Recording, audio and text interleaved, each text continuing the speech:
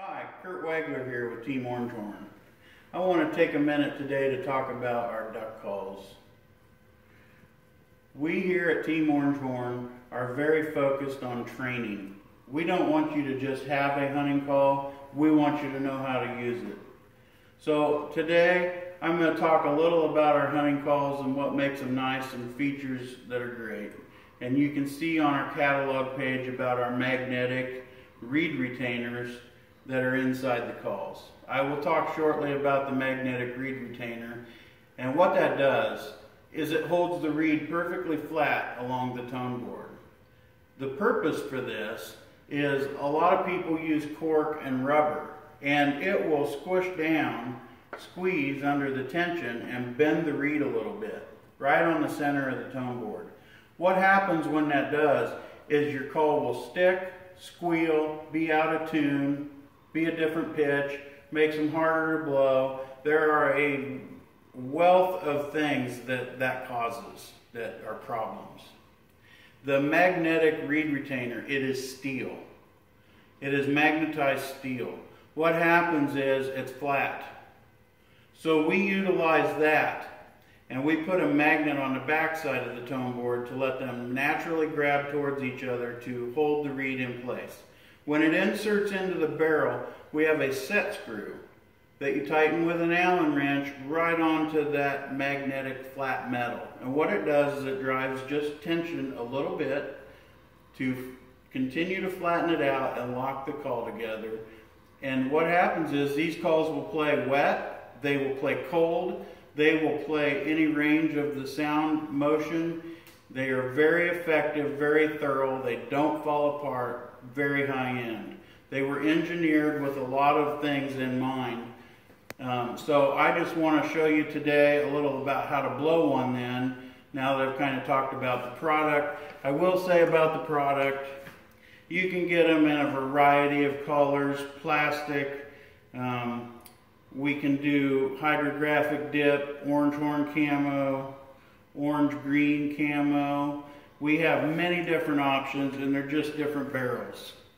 So you can select how you want it to be. The wood top does make for a little nicer sounding hunting call, and I'm going to blow this one just to show you how they sound and give a little beginner's note to some beginners of how to blow a call. So here is our single reed duck call.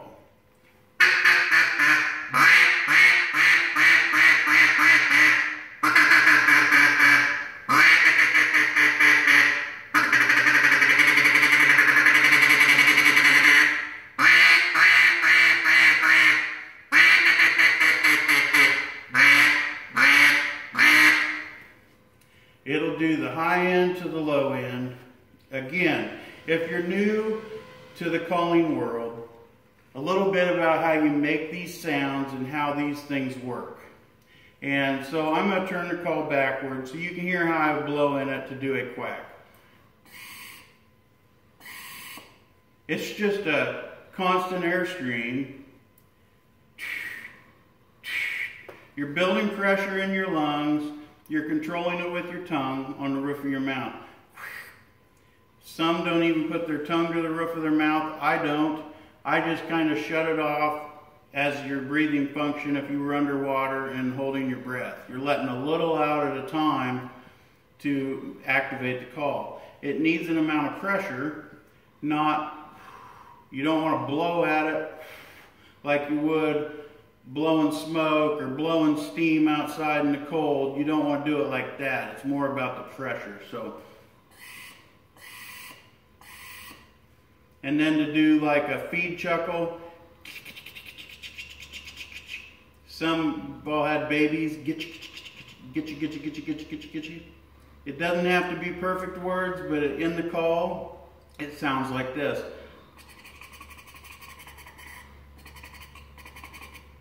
And on the other side,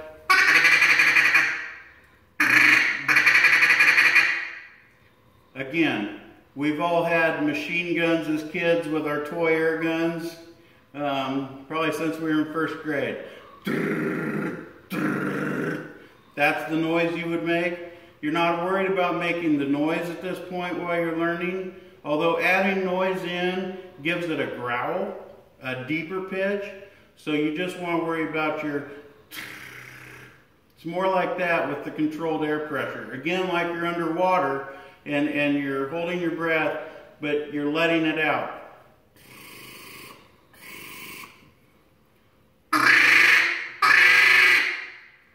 So you can hear that pitch. Cadence. I want to talk a little about cadence. A longer quack and get faster as you go down.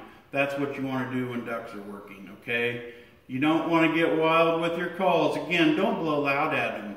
And if you have their attention, for crying out loud, you don't have to make a lot of noise. I've always been told, call it their wings or their backs. If they have their wings facing you or you're looking at their backs, that's when you want to call. So I'm going to give you the cadence thing real quick, and it would be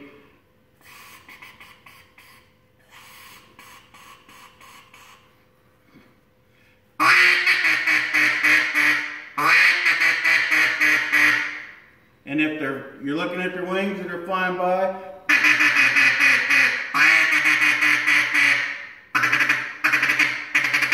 just little stuff when you're looking at their wings and at their backs and as they're circling.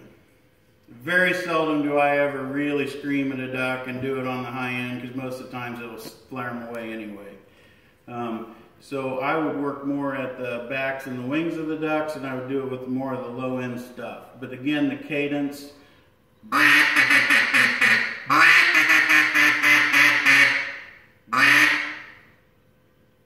That's really what you need to learn to be able to go duck hunting and get some ducks.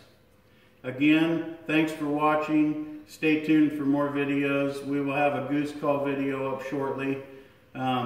Go to your retailers, ask about our products, or go to teamorangehorn.com. Again, thank you for your time.